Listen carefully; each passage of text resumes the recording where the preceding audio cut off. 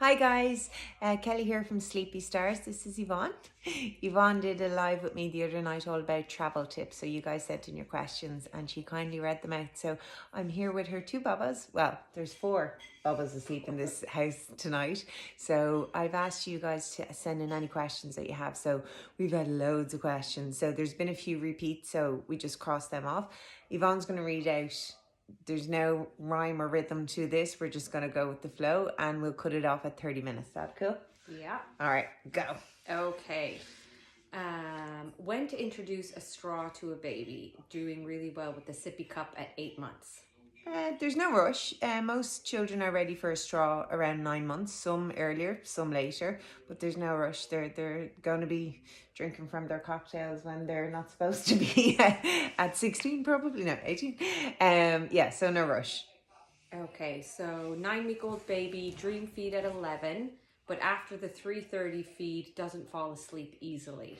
Okay, so if your bubba's not settling easy after the 3 a.m. feed, it could be that you're getting them in when they're in too much of like a light sleep. So basically, they've stirred and they're awake and you fed them and they're like, "Hi, mom, had a nap. What's going on? Let's go to Coppers." So, maybe move the dream feed closer to 2:30 and you'll catch them in like a deeper sleep. Okay, 7-month-old twins. Hi, twin mom. Waking once a night for a bottle.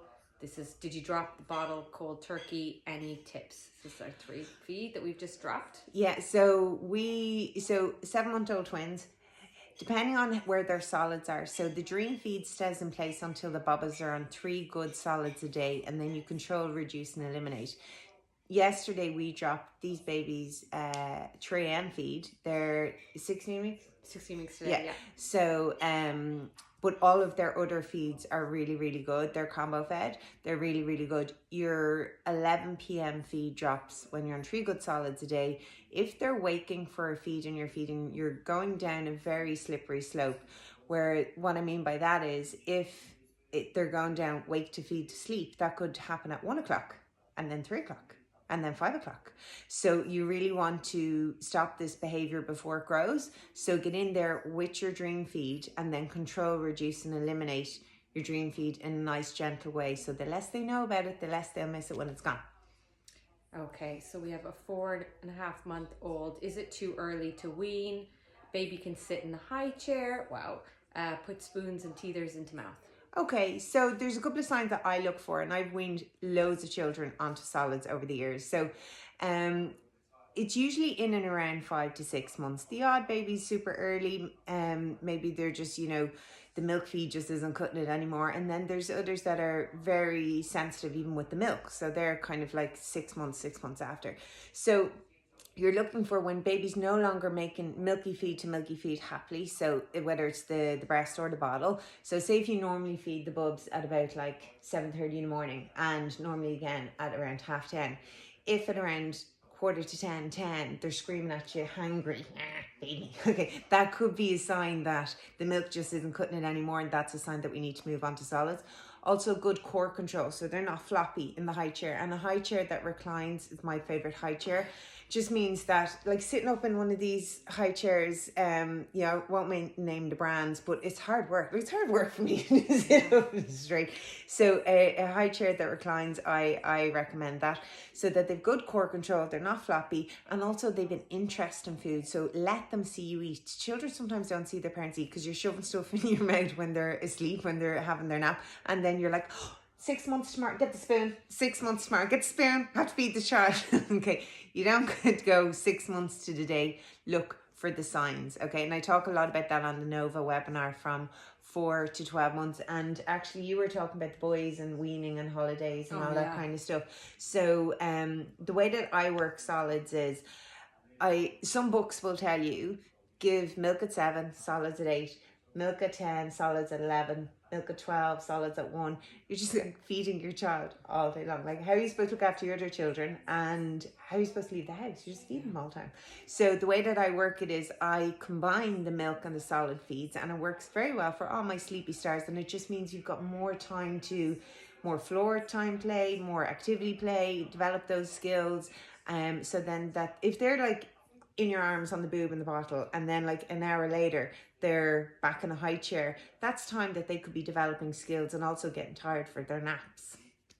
Yeah, and Kelly recommended the high chair to us when we had our first, which is Hovan, which is the Joy. Is it called Joy? Joai? There's a couple of them. There's that's one I love. We have that one. The Joel, is it? I can't remember the name. But there's the Graco and the Chico. Smiths have it, and the features you look for is a recline, a double tray, and like guys, there's no point in getting one that folds away. It ain't folding away anytime soon, okay? This monstrosity is going to be in your kitchen for a long time, okay? But the more comfortable it is, the better. Not the biggest fan of the wooden ones, you know. I do like wooden things in houses and, you know, sustainable and all that, but I find that they're more difficult to get the spilled food out of the little bits and bobs. With these metal and plastic, you can take all the bits off. You're, what's that smell in the kitchen? Okay, it's in the high chair. Every little bits and bobs can come off. So yeah, the Graco and the Chico. I can put it in my favourite highlights as well. Yeah, and like I agree. The one where we can just wipe it down. Like everybody wants a fancy chair, but yeah, you need to be practical because there's mess with kids and all that. Okay, this one. Does the baby drop the 3 a.m. feed naturally? No, mine didn't. If not, at what age should I start to reduce it? So you have to make sure that all your feeds are in the right place first, and also that the 3 a.m. feed is usually a dream feed, not a wake to feed. So again, the less they know about it, the less they miss it. So that could be at 12 weeks you can drop it, or some parents that I work with who are on like 4 feeds at night at 6 months old, they drop it once we have everything else in the right place. But when it comes to children, slowly wins the race. You never do anything drastic when you're working towards routine. It's just not fair on you, it's not fair on the child, and it'll just send like a big ripple effect into everything else. So slowly wins the race. Yeah. 1-year-old refusing naps and sleeping in cot, wakes half an hour after they fall asleep for nap or night.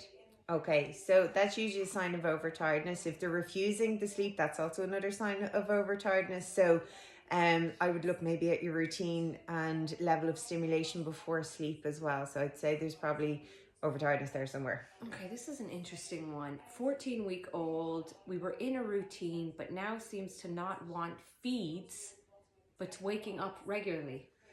Well, so people call, like, you know, I don't believe in sleep regressions. Your 2-year-old, 4-year-old never regress. I do believe in developmental leaps. I often see this developmental leap occur from like 10 weeks, 12 weeks, and by 16 weeks it really hits home. So it could be that Bubba's just more alert, more aware, and more reliant on sleep assistance. So, and if your naps aren't in a good place, then possibly they're overtired going to bed or not tired enough going down for their sleep. So might want to look at that. So the Let's Get Started will help you as well with your routine. Oh, what age to potty train? Oh, Penelope's 2, and we're starting to think about our minder wanted to do it for her, and then there was poo all over the floor when I came home twice, and I was like, oh, can we please just put this off, because we're gonna have 3 under 2 on vacation. That's 3 sets of diapers. Well, the twins have. So you're kind of thinking, should we do it? Because it's the summer as well, and if she's over in Greece and she can have her pants off and stuff.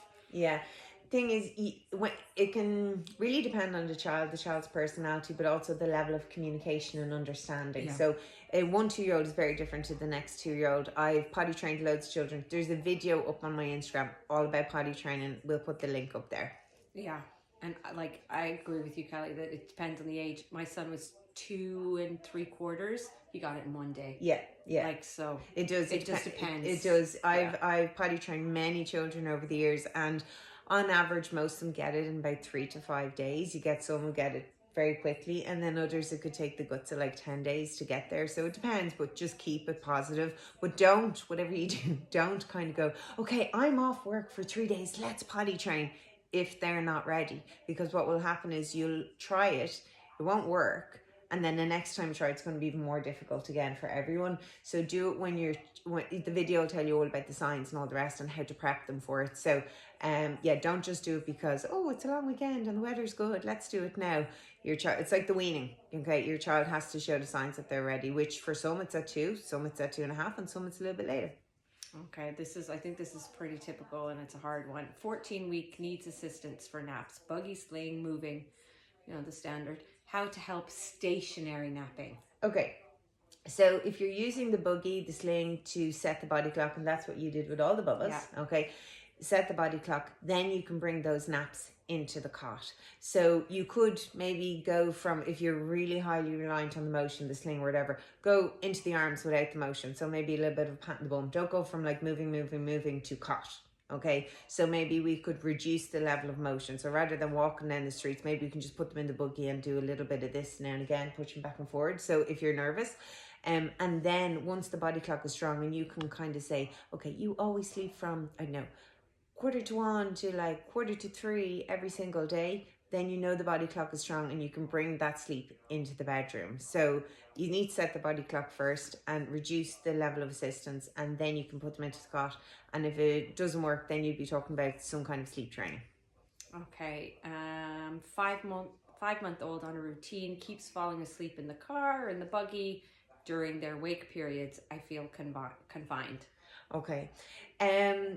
A 5-month-old finds it very difficult to stay awake in a car seat and the buggy. Do you find? Yeah, like for me, I take my son swimming on Wednesday. I bring one of the twins. It's during his nap, and I make sure I feed him then in the coffee shop with my son. But then he's got a wake window from say 3:30. Well, we don't call them wake windows, but he's awake from 3:30 to 4:30. Say from 3 to 4:30, and then I need to walk home. So I don't put him in the back in the buggy because I know he'll just fall asleep. So I put him in the sling, outward facing. But like if I make sure that if he needs to be awake, he's not in the car, he's not in the sling, unless it's outward facing and I'm like checking on him, or he's not in the buggy. You do need to keep on top of them, I think. But like if they're in the car and there's someone sitting in the back, you're going to be able to like hold a toy out in front of them. If you're in the car and you're on, they're going to sleep. Okay, and if they fall asleep and it's coming up to nap time, you're going to offset the sleep pressure for nap time. It's like me falling asleep here on the couch, and then you come along and go up to bed. I would be like, well, I can't because I just fell asleep and I'm not tired now. Yeah. Even though it was only like a 10-minute nap. So, yes, you may, but it depends on like, are you just going down to Tesco's and back? You can probably manage that. Or you're going to go see a friend a half an hour away. Can you kind of do that maybe at the morning nap time and just, when you get to your friends, straight into the sling and go, come on, we go for a walk, or straight into the buggy. And, so there are ways and means. Like, I remember a little chappie I had, Malahide, he was 3 months preemie, and I was with him almost for 4 months. I was a maternity nurse. And I used to kind of like, okay, we'll go to the shop, and I'd put him in the car seat, put him into the sling to go to the shop, put him back into the car seat, and then I'd put him back into the cot when I go home. Now, I've been doing this for 25 years, so I'm showing off, but it is doable, okay, once the body clock is strong and you know how, but you'll never learn if you don't give it a go. Yeah, and I do everything, like if it's related to naps, it'll be, if I need to go somewhere, it'll be during their nap time. Yeah. So like I could park I'll get them set up in the buggy, put it in the office, which is dark, and then be like, okay, I'm on the road. And by the time I get somewhere, they're awake. Like if I'm going to a friend's house and then they're awake in the house. So I think you're almost doing it the opposite way. You're going when they're awake, whereas I'm going when they're asleep. When they're asleep, yeah. And then trying to keep them asleep or... Yeah, and 5 months old, they have long sleep windows. So if you're going for a drive, or you're going for a walk, like you can go for a pretty long walk. I think what catches people out is when they're just going down to their friend's house for like 15 minutes and the child falls asleep and it's like, they only had 15 minutes sleep. That's when you put them into the sling or get the buggy at the back of the car and go, I'll talk to you in a minute, just need to get this one back to sleep, and do it that way kind of thing. If the body clock is strong, yes, there could be a bit of but if the body clock is strong, the sleep will take over. Yeah, and I don't know if you've got your 5-month-old in a toddler seat, but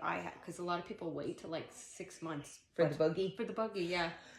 So I've put I call them their big boy seats. The big boy seats, So the bassinet, once they start pulling themselves up, they have to come out of the bassinet. Some children just outgrow it. Like the Vista is quite big. You get a lot of time out of the Vista. Savannah's out of it now. Yeah. And he's 16 weeks. He's 16 it's weeks. Not even 4 months. Yeah, so when they're banging their hands off the side, your eye candy, they're quite small bassinets. So sometimes I'll move up to the big boy seat. I'll put it on like the recline, not like the flash one, the one up to it. As long as the little chin isn't hitting the neck and the airway is clear, they're perfectly safe. So, and I've had a lot of reflux babies who are not happy in bassinets, and I will put them in their big boy or big girl seat a little bit earlier with a slight elevation, and they're just more comfortable then when you're going for a little sleep. Yeah, and I find that if you're trying to keep them awake then in the buggy, if they're in that seat, it's easier, It's and easy, you can make like eye contact, yeah. dangle toys, and you see me singing in Boss Bridge. I remember walking around New York, like pushing the buggy, going, I have to get home. I have to stay awake. Oh, look at this, look at that.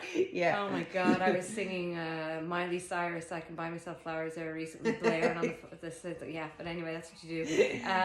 Oh yeah, this Savannah was doing this the other night. 13-week-old keeps hitting face while sleeping and waking himself up. Okay, that's perfectly natural and normal, and it's just a phase and it will go away. That's one of the reasons why I don't swaddle full-term babies. I will swaddle a preemie baby until their full-term date, and then that's it. Because when you restrict access to the hands, it does become more of a kind of like transition that, whoa, where did that hand come from? And they're annoying themselves. But also, if there's a soother in play, you'll see them on the monitor, the soother will be there, and they'll like swipe it out, and you're like, no. Okay, so the more access they have to their hands, the better, the more used they get to them. I love when I see a baby on the monitor and the little hands, they're up above the head. They're so content and so comfortable. Yeah, and that's why I never put mitts on my kids, because my first son sucked his 2 fingers, and I just thought that was really good. But I did actually swaddle the smaller twin, Valentine, there a couple weeks ago, because he really likes to be cozy. But I woke up in the morning, like in the middle of the night, to him kind of making noise, and he was under the blanket. He'd broken free. Yeah. Like, so I was like, I'm never swaddling again. Yeah. You know? No, you have to be careful. When they have movement, you have to let them safely have that movement. Yeah. Okay. Almost 3-year-old finds it very difficult to switch off for bedtime. Any tips or courses? You give them tips. Okay, so... Here you go. Oh, okay, so my 3-year-old... First of all, again, it's just back to the routine. Yeah. So, like, our son knows, okay, for when we're getting ready for bedtime, we always have dinner around 5:36. So 5:36 he's his bedtime, and then we just start to wind down a little bit as a family. And then he brushes his teeth, put his pajamas on, we read a book, and we try and keep the house, you saw it tonight, as calm as possible. Like, TV's off. Like, you're not running around, you know, the garden on the trampoline. Garden. Yeah, I mean, sometimes he could be playing a little bit of football in the backyard, and there are times, like tonight, he's, Mommy, let me show you my dinosaur moves, and I let him do 1 or 2, and then he goes to bed. But he knows, when it's bedtime, it's all about the routine. But just think about what your environment is like right before you go to Not bed. even right before. I would say even like use dinner as the beginning of winding them down. You have them contained at the table. We're winding body and brain down. So go wild all the way up to dinner, and then from dinner to bed, we're chilling out. I was over with 4-year-old twins there. I don't know what day it was, because I don't know what day it is. Okay, but it was about a week ago. 4-year-old twins, and bedtime had become very difficult with their 7-year-old sister as well. So before I went over, we made little tweaks, like no TV after 5:30. There was a little bit of, after a couple of days they didn't even ask for it. Not going out into the trampoline after dinner as well. The 7-year-old could handle it. The 4-year-olds, and they were young 4-year-olds, just 4-year-olds, and they were preemie as well. So, just be mindful. They've had a busy day. They're not napping, okay, and they're very sensitive. And something small can trigger them. It's like, I don't want those pajamas. You're like, whoa. If you know there's a trigger coming, and you can maybe work around it, kind of go, right, he's going to ask for dinosaur pajamas. We're not going to, choose your battles wisely at that time of the day. Okay, so we might say, do you want the dinosaurs or the trucks? But I wouldn't say, what pajamas do you want to wear? Because then you're just asking for trouble, And also with the stories, I would do the stories in the bedtime, and I would have like 6 to 8 books on display. If you have 30 books on display, it can be too overwhelming for a little brain at that time of the evening. So those little things can really help in the evening time. How are we doing? Oh, we're 19 minutes. Yeah. And also, I did just on that point as well, like if you think about an adult, like my husband plays football in the evening, and he finds when he comes home, he cannot go to bed for at least an hour because he's so... The adrenaline. Adrenaline. So like, I think if your kid is jumping around, like some evenings we've like an L-shaped couch, he could be jumping all over the place, and you're trying to wind down. But also bear in mind how much energy they're using during the day. Like, really try and get them outside as much to burn off. Yeah. They're on their scooters, bikes all day in the playground. Fresh air. Yeah, fresh now that air, the weather's like during good. the day, as opposed to like especially when we had the minder in the beginning, like trying to get used to the kids, but I noticed that they, in the beginning, they were in the house a bit. I was like, they need to get out. Yeah. Because like otherwise it's crazy. Yeah, You know, they're too small. much energy at bedtime. So you're trying Yeah. to find a balance of like they're tired enough for bed, but they're not overtired for bed. You know, so yeah, an overall kind of like wind down in the evening from 5:30 to bed helps the majority anyway. Or you could try a bath as well. Baths are always. Oh, but If they're used to it, if it's part of their routine, it's great. Children who don't like the bath or kick off from the bath, they generally have it like once a week where it's not really part of their routine. So it can be a trigger for those children. So if it's part of the routine, great. And it's a nice way to have one-on-one kind of go, will you make mommy a cup of tea? Oh, too hot. Can you get me some milk? And they're, you know, playing and they're mimicking and all that. Or leave them with their own imagination playing trophy dinosaurs in there, you know. So, but it depends on the child. I like the bath as part of the routine, but when you've got 4 kiddos in the house, yeah. Well, Thursday it's all by myself, and I did 4 of them got a bath, but they may not get a bath for a while.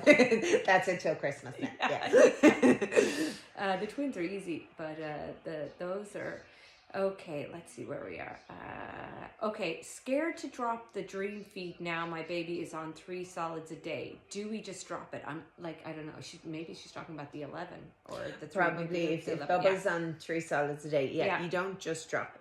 How do you drop it? You tell. The 11. Do you remember? I can't even remember my name. Okay, so if... Oh, you just go down in ounces, isn't it? Yeah. Like I can hardly remember. So before we drop this 3 a.m. feed... too many kids. Yeah, no, So if it's the same approach as the 3 a.m. feed. You can't just go from a full feed to nothing. Okay, the body will miss it. There's a hunger habit there. You control, reduce, and eliminate. If it's the boobs, then your full feed is maybe like 20 minutes in total. Bring it down to maybe 18 minutes and then 16 minutes. Slowly, every couple of nights, dropping a couple of minutes. Again, don't do anything too drastic. Your overall milk supply could be affected and baby would just not be happy. Okay, we don't want mastitis or anything like that. If Bubba is formula fed, you would probably be on the max allowance of your... or the max guideline of your milk, which be most families would give 7 ounces at the 11 p.m. feed or offer 7 ounces. Some babies only drink 5. So what you do is you bring it down to 6 ounces for 3 or 4 nights and then 5 ounces for 3 or 4 nights. Slowly, every couple of nights, bringing the ounces down. Now, during that transition, if you get a ridiculous o'clock wake up and you're like, okay, put the ounce you took away back in for a few nights. Hold her steady. Okay, and then try again maybe in a couple of nights, drop that ounce again and then keep going. Okay, you may just been unlucky, it could have been a noise, it could have been something else. So, but if you find that you've got a crazy abnormal early wake up that's not normal for your child, whilst you're reducing it, you could be moving too fast for your child. Some children self-wean that feed, by the way. You offer it and they're like, no, you're good, I had loads today, you're good. So they self-wean. Okay, how to stop the baby being used to getting soother when mooching at night? How to stop baby being used to getting soother? How to stop baby being used to getting soother? Yeah. So if baby is becoming reliant on the soother, and you often see it a lot more when the sleep pressure is low, either when they're really tired at bedtime or when the sleep pressure is low. Like I tell people when I work abroad, when I'm doing maternity work abroad, I usually work 24/7, but I do sleep when the baby sleeps. I earn my money from 5 p.m. to 7 p.m, the witching hour, okay? But also from 5 a.m. to 7 a.m. when the sleep pressure is low, I'm helping baby back to sleep. For some reflux babies, I do use a soother, just to help them at that time. When the soother kind of stops working, or it's just, you know, it's getting really annoying, I might put on some ocean noises at that time as well. The owl. But how you get rid of it, often you'll have to sleep train away from it. Now, people think sleep training is this, you know, you go have a couple of glasses of wine, leave your child cry. You don't, you know that. Yeah. How long did the Bubbas have a shout for this evening? 4 minutes. Was it 4 minutes? Not even full 4 minutes. It was like 38 seconds, reset, 20 something seconds, reset, 17 seconds, reset, quiet. And then someone came back for another 17 seconds, reset. And that was it. So, and one of them had become quite reliant on the soother. Yeah. And we're on night 2. Yeah. So, you know, it's not that difficult, but they have their snuggy teddies and their body clocks are so strong. And fair play, like she's been walking the streets with these kids. My neighbors say to me, they're like, I see you walking all the time. But you know what? I love to walk. So she likes to get I out like and about. listening to podcasts and stuff like that. So you don't have to walk all the time. You can set the body clock and then start moving. Yeah. But for Yvonne, it really suits. I like to be out and about, but I usually go out and about for the morning nap, and they'll nap at home for the big nap, and then I'll go out for I need to get nap. them settled now because I need to get work done, and it's just I'm out. Like, so once we get I think the night times come first, and then the daytime. Yeah, the nights are normally done in 3 nights. Yeah, and then the big nap can take 5 to 7 days. Okay. Now, if you've an older baby on a soother, a 1.5-year-old, the sleep is not an issue. They're sleeping 12 hours a night. So just in general, how would you take it away? So you can't take away a primary source of comfort, a soother, without offering a secondary source of comfort. Now, they may not take the secondary source of comfort because they have the primary source. So but you need to offer it. So I would say limit access during the day. Try only offer it just before the nap. Okay, so that, you know, they're not rocking around the living room with it or the playground with it or whatever. So try to limit it. Some children will self-wean. But the thing is, like, if it's not broken, don't fix it. But at the same time, you're leaving a door wide open for your sleep, your 12 hours, to go backwards during your next big leap, which for you would be around 2 years old. And I have had parents that I've worked with, they say, they were so good, you know, up to 18 months or 2 years.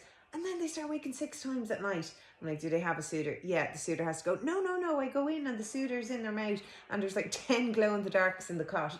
But the soother is a contributing factor to the wake ups. So introduce a secondary source of comfort that if you decide, you know what, I'm actually going to take away the soother, maybe for the speech or the teach or whatever your reasons are, you have that. So my best friend has 2 children and they took the soother. One of them just left it, that was it. The other one, I said, if you ever cross that hall more than twice to pop that dodie in, it's gone. She never did because she didn't abuse it, but she has a snuggy teddy as well, so that if she does have to take it away, she has her secondary source of comfort already established. Yeah, and I even noticed Val, our twin that takes a soother, he's the only one of the 4 kids that really took it. He's had a little bit of reflux, but it's under control as well. Yeah, but I swear, like, even in the last few weeks, it was like in and out, in and out, in and out. And like, even trying to get their body clocks, Savannah into the buggy asleep, and Val would be looking for the soother or fall out, put it back in. And so his sleep was a bit more broken just because he needed... Yeah. So he just became a bit more reliant on it. So I'm glad we're dropping it now. Yeah, it's gone. Yeah, gone. In the bin. Cut them, burn them, put them in the bin. I might need to save one for witching hour. I'm just no. I'm going to search that. Okay, this is a 6-month-old and has a 3 a.m. bottle. Already do a dream feed at 11. How do you drop that bottle at 6 months? So has a 3 a.m. bottle, but is it a dream feed bottle? I don't understand. I feel it says how to drop 3 a.m. bottle for 6-month-old. Already do a dream feed. So I think you already do a dream feed at 11 and then you're offering a bottle at 3. So you need to get in there maybe 2:15. Again, you can't go from a full boppy to no boppy. You have to get in there, try and get to baby before baby wakes, for it, reduce the amount. So whatever you're giving, get it down to 2 or 3 ounces for a couple of nights and then just drop it. Then you'll know if Bubba wakes at 4 or 5 that it's not a hunger related wake up. Whereas if you go from 5 to nothing, there's a good chance that is a hunger related wake up. So reduce down the volume, and then if Bubba wakes, then you're either helping baby back to sleep, or if you've already started sleep training, then you'd be sleep training through that wake. That is not hunger, but when a child feeds at night, it can reset the sleep cycles and you get a stretch of sleep on the other side. So when you drop the feed, you're like, oh God, they must be hungry because they woke up. No, not necessarily. It's just because you never reset the sleep cycles in the middle of the night. Okay, so this is a good question. A 10-week-old exclusively breastfed twins. Well done, good job. That's tough. You follow Yvonne if you've got twins. She's all over this, like she's pro. Some lady said to me today, she's like, geez, you've got 4. And I was like, I'm practically horizontal. I'm so relaxed at this stage. You have to be. Oh, you have to be. You yeah. have to love the chaos. Should I wake the second one to feed at the same time as the first at night? Won't latch asleep. I kind of had this myself. I don't, say that question again. So basically, she's 10-week-old twins that are exclusively breastfed. Yep. One of them doesn't latch well at night, which was like me and Valentine. Yeah. But should she wake them both at the same time to feed them? Oh, so generally I wake the easier feeder first. Okay, so in your case it would be Savan. I'd wake Savan first and feed usually half the feed at that age, and then let them sit on the boppy cushion, the breastfeeding cushion, to digest, which I'd look for a burp, and then I'd start the other twin, and then I'd go back to twin number 1 and then 2. So if you do one twin, we'll say for example at 11 o'clock, and then they've a poopy explosion, blah, blah, blah, and you're not finished till 1:45. And then you have to start, you're awake for 2 hours. Like most twins that I'm working with, like it's usually like a half an hour turnaround at a feed, unless you do have some massive spit up or big poop explosion. How long did it take you to feed both Bubba's when you were doing the breastfeeds at night when they were both having a bit of boob? When they were both... probably by the time I fed them, changed them, put them back down, you're talking about 45 minutes to an hour. Yeah. So, and that's them both done. Whereas if you're doing 1 and 1, and that can also mean that the next morning, the one who goes first is starting to wake up earlier. So your whole day is kind of like you're just playing catch up the whole day. So try and keep them as like 15 minutes apart. That's what I would recommend. Yeah, and I definitely tried to keep them as close together. Well, so what happened to me was Valentine was harder to latch. So I would give him a bottle at 11 and I'd breastfeed Savan. So my husband would give the bottle to Val, and Savan I would breastfeed. And then at the 3 a.m. feed, again, Kelly was saying that she'd do the easier one first. Because Val had reflux, and in the beginning before he went on the antibiotic for the reflux, or not antibiotic, the Losec. Yeah. He needed to be upright for like 20 minutes. So I would take him up first because I'm like, you're the reflux baby. You're the one that gets sick. You need to be upright for ages. So I would feed him first a little bit and then feed the second one because I wouldn't have my husband. I couldn't breastfeed them both at the same time. Yeah. But I did the way you did it, kind of not too far apart, because otherwise you're up for the whole night. Yeah. Yeah. You don't want to be up for 2 hours in the middle of the night, because then you're up again in a couple of hours, or 5 a.m. hits and you're helping. Yeah, and you're already with twins. You're already feeding to, changing to, putting 2 down. Then one kicks off, and then the other kicks off, and you're like, Mother of God, will I ever get any sleep? Will I ever get any sleep? Okay. What time are we? Okay. Oh, we've got one more question, and then we're finished. I like this one because it's a crush one. Let me see. I'm just gonna say it's a hard one. Okay, let me find a really hard one. Okay. Okay, just 1 second. Do you want me to play them hold music? There was a really good crush one here. It was basically about crushes and how to transition into crash, was it? Or naps? Yeah, just basically like if you're in and to keep them sleeping then. Oh yeah, tips on a 10-month-old starting crash. Sleep 7 to 7 and 2.5 hour naps, but worried naps won't be as good.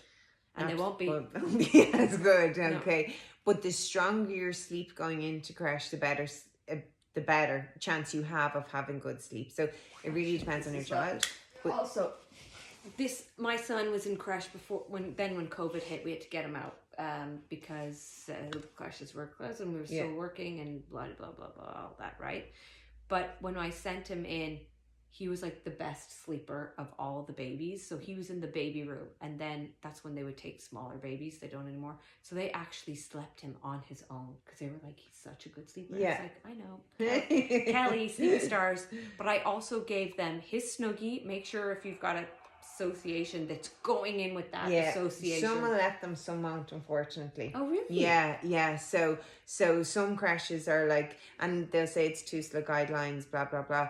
I've worked in crashes, and for the baby rooms, like they're supervised sleep, as in one of the people will sit there in the room with them, and most will allow soothers, some won't allow the Snuggie. So talk to your crash and see is it allowed.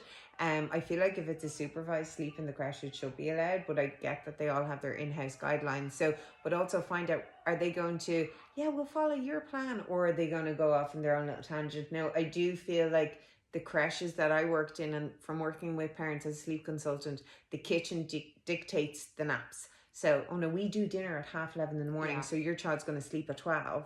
Or we do dinner at 11, so your spaghetti bolognese at 11 o'clock in the morning, or your shepherd's pie at 11 o'clock in the morning. Then they put them down for a nap at 11:30.